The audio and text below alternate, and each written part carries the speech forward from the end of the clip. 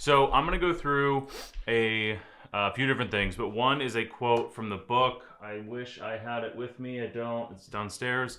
Um, I'm a huge follower of Alex Hormozi. If you guys aren't familiar and don't follow his content, I think it's by far the best business content out in period. I think it's by far the best out there. But he has a quote that I really, really liked from his book, $100 Million Leads, which is, it's hard to be poor with leads banging down your door. I'm not sure if he meant for that to rhyme or not, but I don't think it could be more accurate, especially in our business here in real estate. So that was the first quote that I want to lead up with. If you have not already bought the book, highly, highly, highly, highly recommend this. I literally pull this thing up almost every single time that I go and do any type of marketing campaign. If I'm writing an ad for Facebook or for whatever, if I'm making a landing page, I pull this thing up like a textbook, almost to the point where I have some of the major pages like memorized in my head. So I highly, highly recommend this book. His content's fantastic. But anyway, I wanted to share this first because there's a lot of principles that I pulled out of this. So a quick background, if you don't know too much about who I am, this was I'm not going to go through too much of who I am, but this was my first 2 years in the business. I got in June of 2019, and in all of 2020 and 21, I was able to sell a total of 1.1 million GCI in just those first 2 years.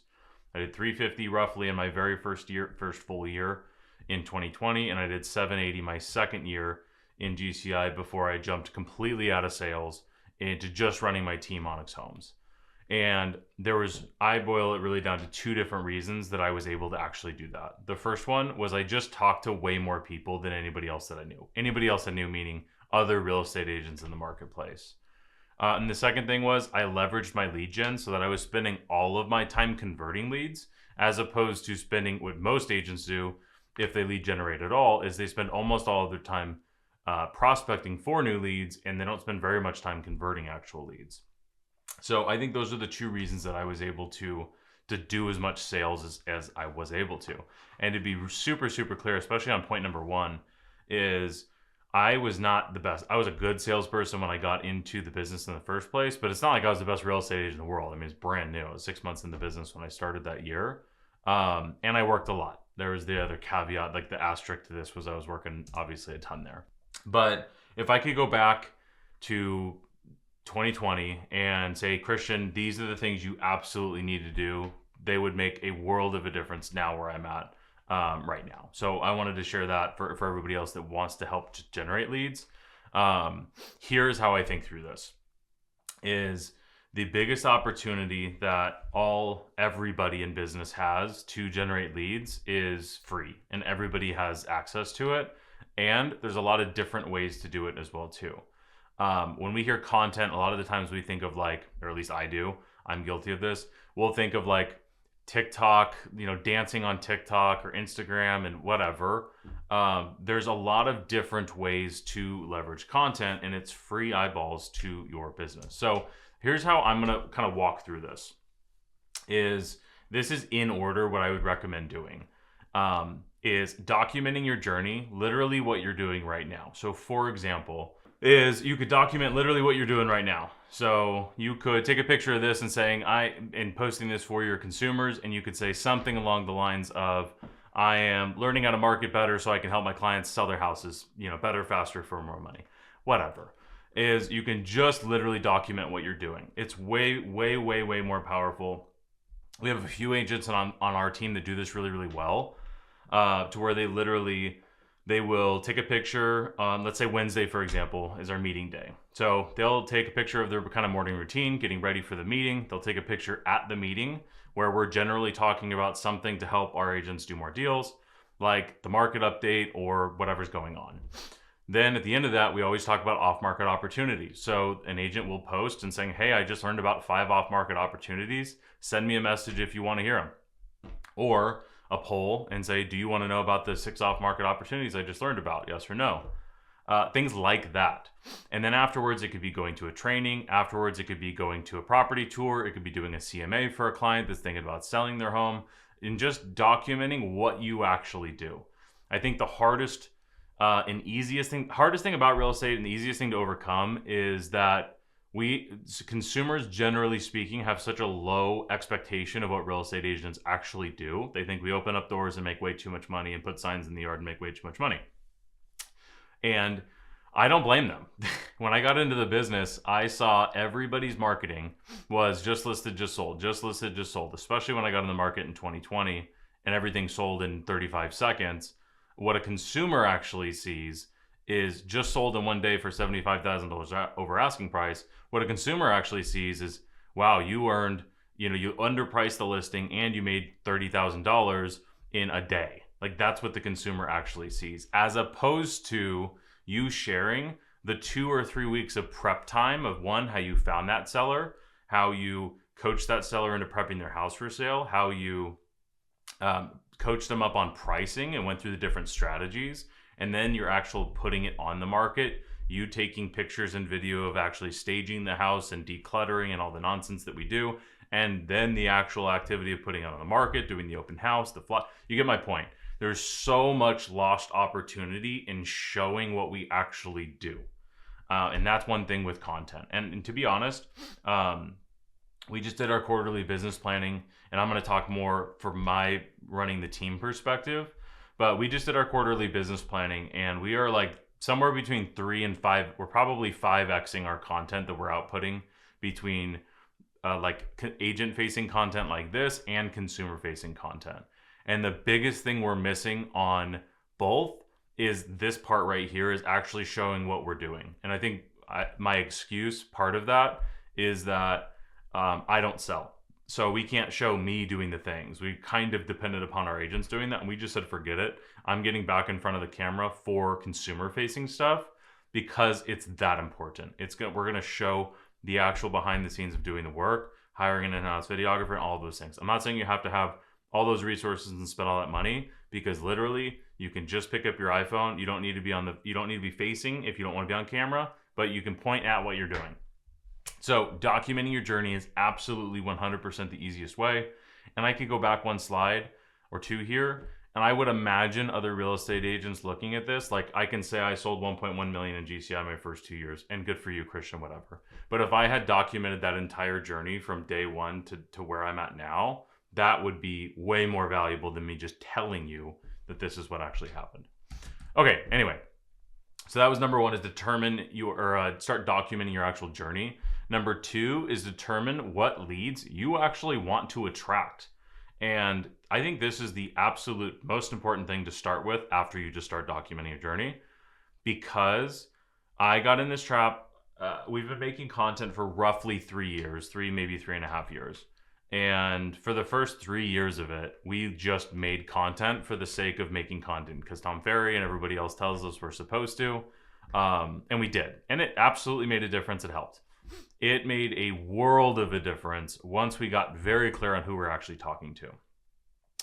If you want to attract people who are looking to downsize and you want to be the person to go to when someone's looking to downsize from their 2-story they've lived in for 30 years to the 1-story, if you wanted to be just for first-time home buyers, if you want to be just for VA buyers, whatever it might be, if you're able to speak to one particular person, think of it like every piece of content you would be making would be for one particular person versus trying to make all kinds of content to attract all kinds of people. When you're making lead generation content, you want to narrow that down or niche that down to being as specific as possible. So that's the second thing. The third thing is, once you actually determine that I actually want to make content, this is the flywheel in my opinion, is how I see it, is number one, the goal is to make money.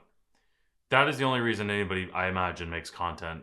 Not everybody, but that's the only reason I make any content, is to make more money. I want to make my business more valuable, and I want to help our customers and generate more leads, right? So the goal is to make money. So in this order, I feel is the best for your mindset of making the content. So you're going to make the content first to convert the leads that you already have. If you make content first to convert leads you already have, you're going to make money the fastest. So you're going to be talking to really only the people at the bottom of the funnel. I'll go more in detail here in a minute. The second is you're going to be making content to nurture, right? So you want to make the content to convert the leads you already have before you start making content to actually nurture these leads. And then the last thing is if you even get to this point, you will make content to generate leads. And I'll give you my quick little journey here. When we started making content about 3 years ago, we actually kind of accidentally did this, is we made content just to convert the leads we were generating. And then we started making content to nurture. This had the biggest lift on our business. And we literally 3 years later just started trying to generate leads through the content. And then double down on what works. Once you find something that works well, just do more of it. Which live calls like this, to be quite honest, the reason we started doing live calls is the last one we did a live audit of Chris Elliott's business, did just a hair under $1 million in GCI. People loved that and said do more of it. So here we are doing more live calls. And the last thing, like I said earlier, is the goal of this is to make money. The goal is not to make content. The making money is kind of a byproduct of making the content, this flywheel. And this is the number one thing.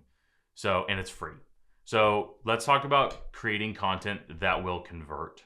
So this content is specifically for your bottom of funnel leads, meaning the people who are actually thinking about making a move right now.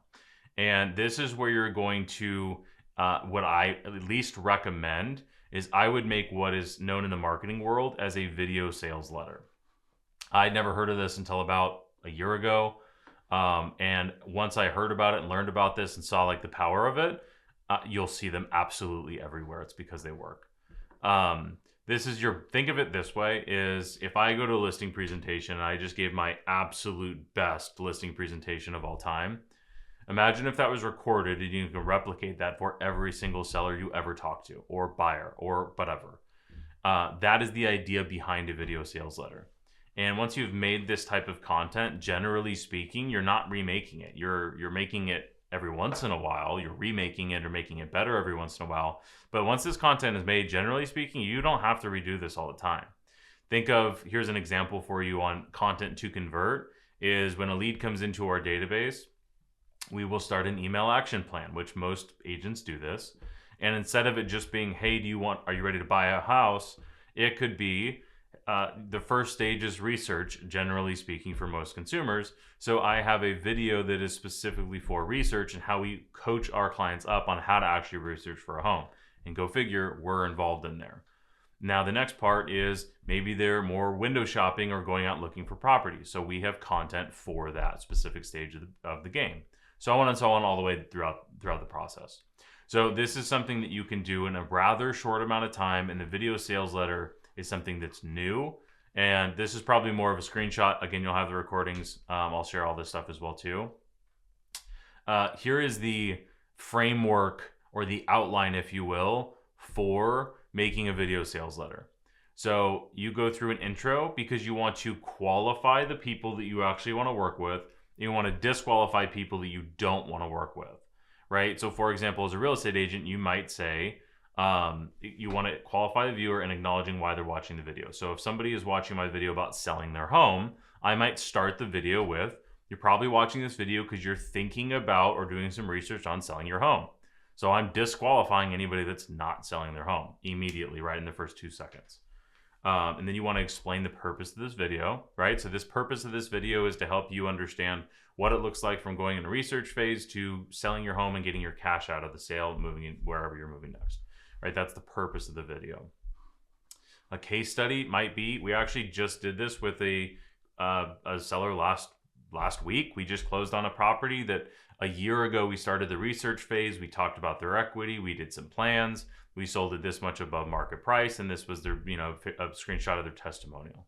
Explain, so on and so on, right? You can kind of go through this entire thing. I'd be happy to go back through this, but this is how you would formulate your script to make a video sales letter. Now, I will also say it doesn't necessarily just have to be a video. If you went back and, I don't know, really like 20 years in advertising and you looked at the big greats in advertising, they did this with a catalog, a magazine cover, a whatever, it was just written with images. So if you don't like being on camera, you still can make this same video sales letter just out in a written / visual form. So I want to make that point clear as well too. Content to nurture. So this is where we honestly have had a huge lift in our business just from this. Like if you take anything, this is something you can absolutely implement now. is content to nurture your existing database. If you have leads, if you have a database, if you have friends and family, this is going to be helpful.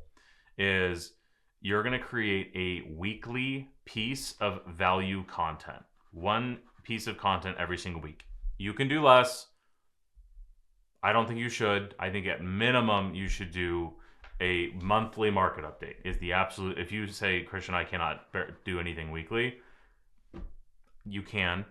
But monthly market update is the absolute bare minimum. I mean, what is the most common question we get asked as real estate agents? It's how's the market?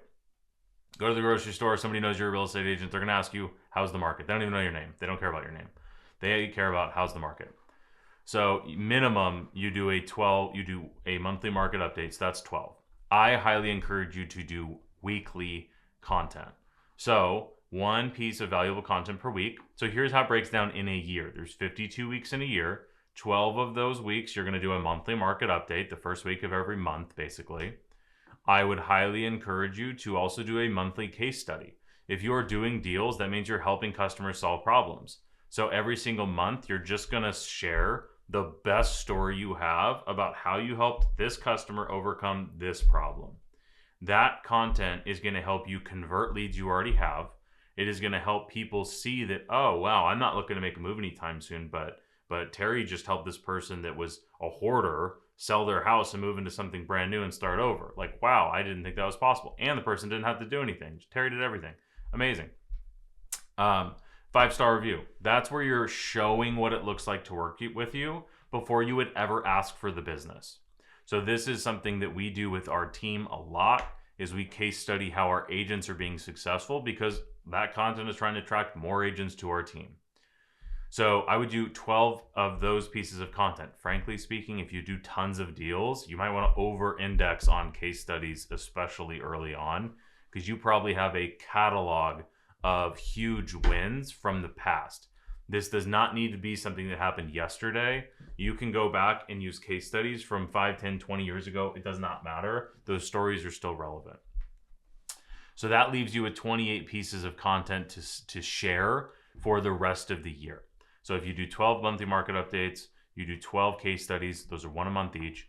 The other weeks, you're going to say something valuable. So the monthly market updates are easy. You can just copy our framework for this. If you just go to our blog, you can share that. I'll put a link to that in the post after this as well too. Don't overthink it. We actually made them simpler. It was easier to write them. It was easier to film them. And customers found it easier to digest as well too.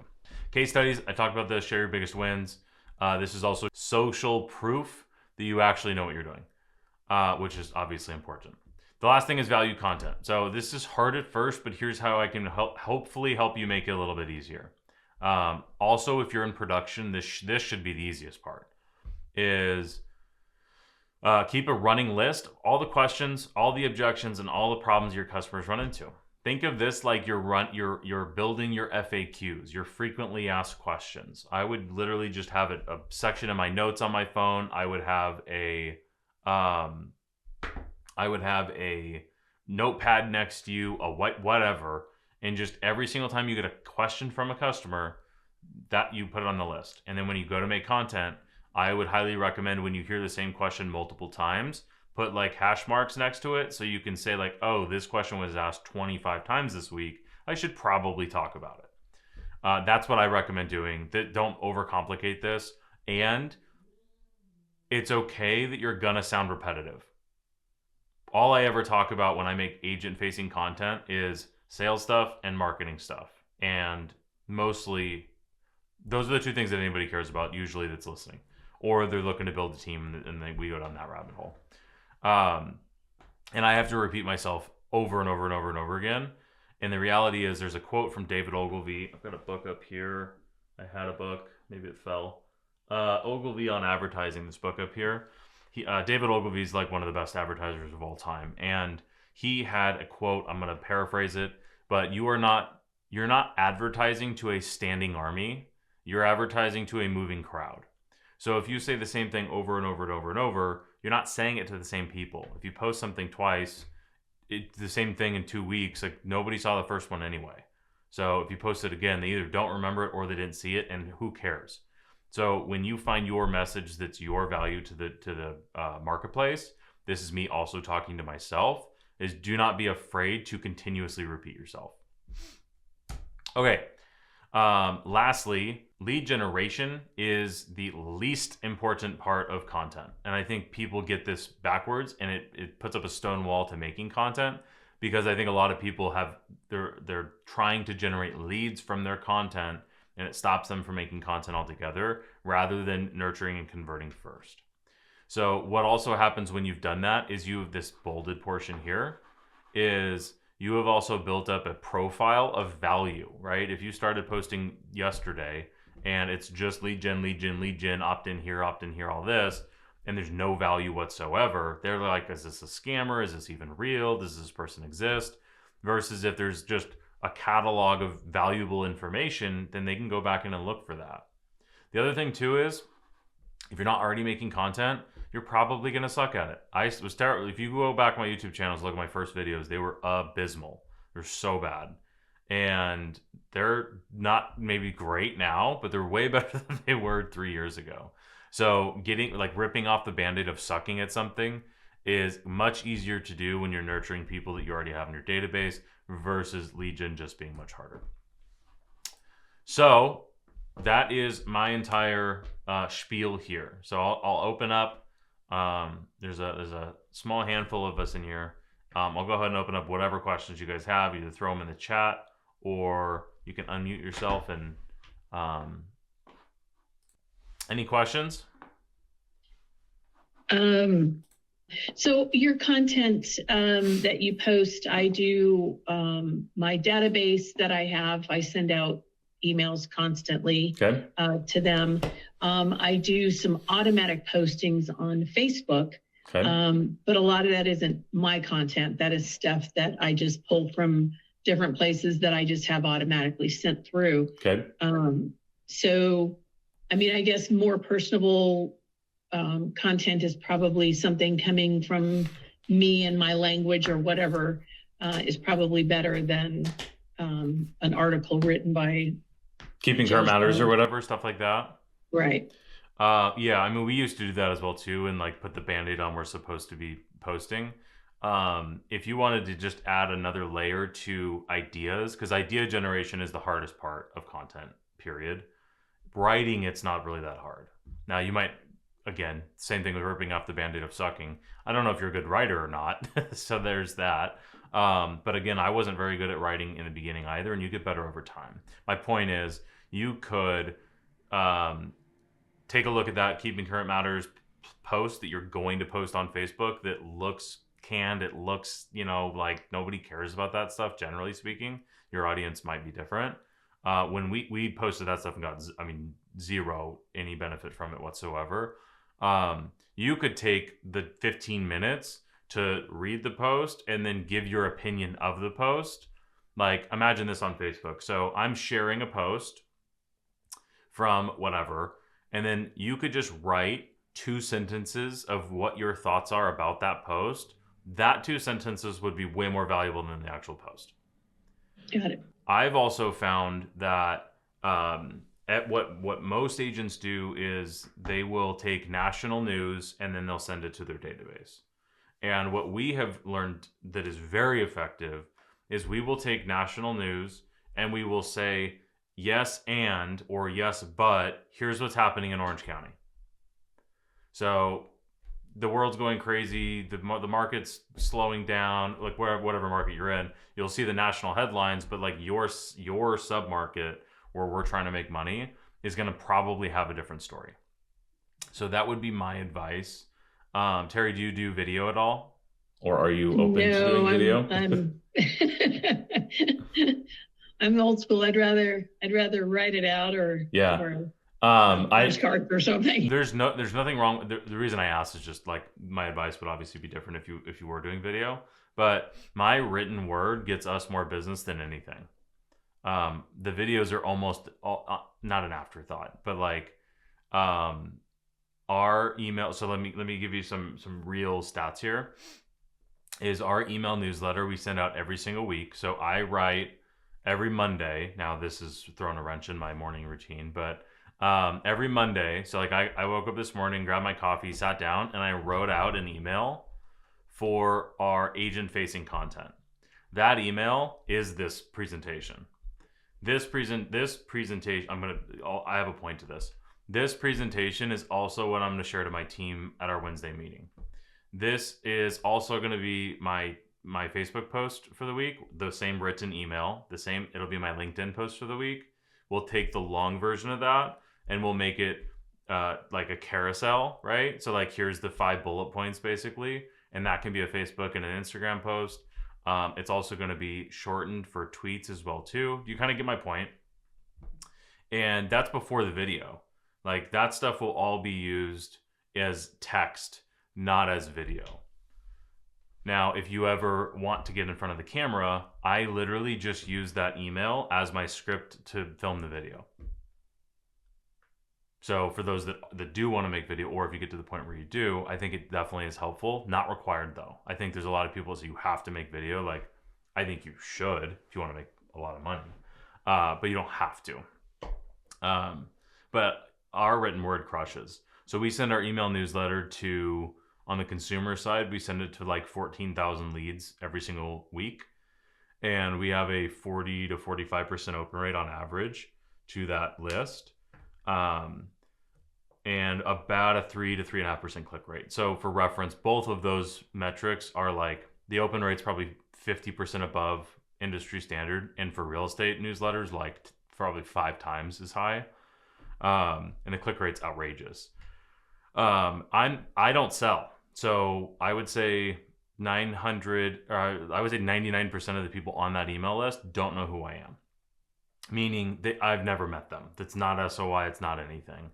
And I get probably 2 deals, roughly. More like, let's put it this way. We get probably $2 million in volume per month because of that email that we know of. Because agents on our team say like, we send that out and then they reference it. So they have talking points as well too. But I just got an email yesterday of a guy that's like based to this last 2 weeks. One was, Christian, I don't know how I got on your email list, but I've been reading your emails for the last 3 years. We have 2 houses to sell and we want to buy one. That's like $3 million and $3.5 million in volume. I just got an email yesterday from somebody responding to our newsletter that went on Friday that said, hey, we're moving from the Bay Area. We want to buy for $2.3 million. We're already fully underwritten. Are you available to work with us? Like, I mean, you don't get better leads than that. And I've never talked to these people before. They've just been on our email list. So we get the most lift off of this, and it literally if I took out the video and the editing, it literally takes me 1 hour a week to send a message to 7,000 people that actually read it. Yeah. Is that helpful? Yes. Terry, how long have you been in the business? A long time, very long. I've been, it's 32 years. So it's been awesome. The process of changing, and, I was not very tech at all. And now, that's everything. Yeah. So, yeah.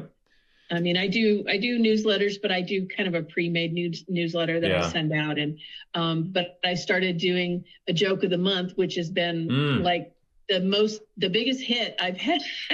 And they're the corniest jokes, but I just send it out on an email and I get more people just responding. And that's all I want. Yeah. Just as a response. And I probably get more responses on that than anything. No, I love that.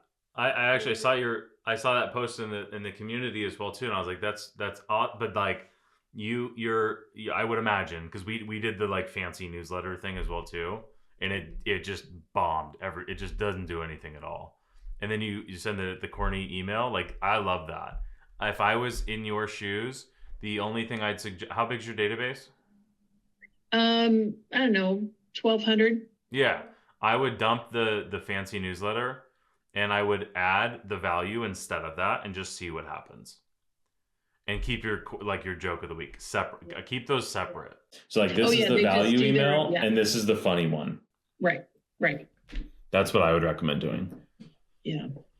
So, I mean, I just added that this year. So. Yeah, I think that's great. And the what we've just seen is like the canned stuff that, that you can go buy. It doesn't work. Yeah. Yeah. So. Anybody else have questions? Terry, you can fire away if you got more as well. No, I think that's it for me. I mean, I'll keep listening and watching and doing the things that seem to work. So awesome. Yeah, don't worry about video. Just do the written words. Great. Rachel, do you have a question? Yes. Hi, Christian. So I'm actually on the opposite spectrum from Terry. Okay. I just passed my license exam last Friday. Congrats. And thank you. And so I'm like super excited, but whenever you're like, make the case studies, show people what you're doing, I'm not doing anything yet. Like, how do I build that like credibility when I don't have any clients? Yeah, it's a really good question. One thing, and this is exactly what I share with my team all the time, is you will very, very rarely hear me say I. You'll get in the habit of saying we. So, one, brand new to the business, you should join a team. I don't know what market you're in, but you should definitely join a team. And then instead of just saying, I did this and waiting for your first deal, your second deal to be able to have case studies, one, it doesn't have to be on a closed deal. It can be, I helped somebody find out that they actually can get pre-qualified. Like, that's a win. That honestly helps more people than the transaction. Because most people are, by nature, most people are at the top of the funnel, not moving anytime soon. Research. That's number one. Number two, well, join a team is like my sub, not even answering your question. But just get in the habit of saying we. So I say this to agents on our team all the time, is we'll do like our team meetings and agents will hear about what's going on, right? Somebody will share their win for the week, or somebody will share an off market that they found or a deal that they closed that was a train wreck. So instead of you saying I did a deal, you say we did a deal and here's how we helped our customer do this. We do that all the time. I write case studies and I haven't done a deal since 2021. So there's nothing wrong with you not doing the deals yourself necessarily. Just don't make it sound like you did the deal, right? Be clear in that, like, we did this, like an agent in my office, they helped their agent overcome this. If you want to learn about how we do business, like, reply or click here or whatever. Okay, awesome. That's very helpful. Thank you. And also too, like, don't get too bogged down in the case studies portion, because you have a massive opportunity to do what I wish I would have done. I kick myself often for this, is to document your journey. So everything you do, really for the next couple of years, is everything you're learning is how you can better help your customers, right? Even in this presentation, this whatever you want to call this, you are learning how to market to generate leads, right? But the reality is, what we're really doing here is almost everything I've talked about is educating your clients on what's actually going on, sharing monthly market updates to your database, doing those types of things. So like, you could just take a quick snap of this and make an Instagram, like, it'd be a great post, story, whatever it might be, and just be, hey, I'm learning how I can advertise better to get my clients better returns. I'm learning how I can find more off-market buyers for potential sellers, or vice versa. How I'm finding more buyers for a seller that doesn't want to go on the market. Whatever. You just have to put the spin on it that makes it make sense for consumer facing when you're investing your time to learn skills as an agent. So everything that you do, like, you're going to have to go to the sign shop to get open house signs, like, document that. And that's literally just documenting what you're actually doing. And I would imagine too that I said this earlier, most consumers, and I mean like 80 some odd % of consumers, think that we open doors and make too much money, or put signs in the yard and make too much money. Terry's shaking her head yes. It's because we don't show what we do, like, at all. So showing every bit of it, like, for example, here's a really easy one, is agent on our team putting together her tours for the weekend. She posts this every week, where she'll have 5, like, what are these things called? Like pamphlets, 5 branded pamphlets on her kitchen table. And she'll have like 50 papers sticking out of each one of them with like sticky notes. And she's like, I'm preparing for my weekend. I've got this customer looking in this area. This customer is looking in this area, blah, blah, blah. inside of this, I made a CMA, I made our property tour, I mapped out the 15 properties that I'm going to go show every customer. My customers didn't have to do anything. All they have to do is show up and I bring them Starbucks. Like showing what we're actually doing versus open door, make too much money. Well, another thing on that is regarding teams. I am an independent broker myself. I do have someone that assists me in some of my things. That is part of my team. Yeah. She's not licensed. I also have my team, which would be my escrow officer, who I use primarily. She's part of my team. Yep. My title officer, my lenders, those are all on my team. And that's why I do a lot of WEs as well. I am the only licensed real estate agent in my team, but I utilize that because I don't have anybody working for me. Yeah, no, that's great. Yeah. Okay, awesome. I did join a team though. Well, nice. Not like officially on paper yet, but I like interviewed a bunch of brokerages, and then I met one yesterday that I really gelled with. So nice. I'm excited. Yay, good. I'm glad. Congrats. Thanks. For sure. Well, anything else? I got a couple extra minutes if you have anything. If not, I'll give you guys some extra time back in your day. Good. Awesome. Thank you, Christian. Nice to meet you. Absolutely. I know. Nice to meet you as well, too. I think next week on the calendar, if I remember correctly, let me pull it up, is going to be next week is sales. So I'm going to talk about sales skills next week. So I'll see you guys all then. Thanks again for showing up. Take care. Thank you. Have a great day, everyone. You too. Bye. You too.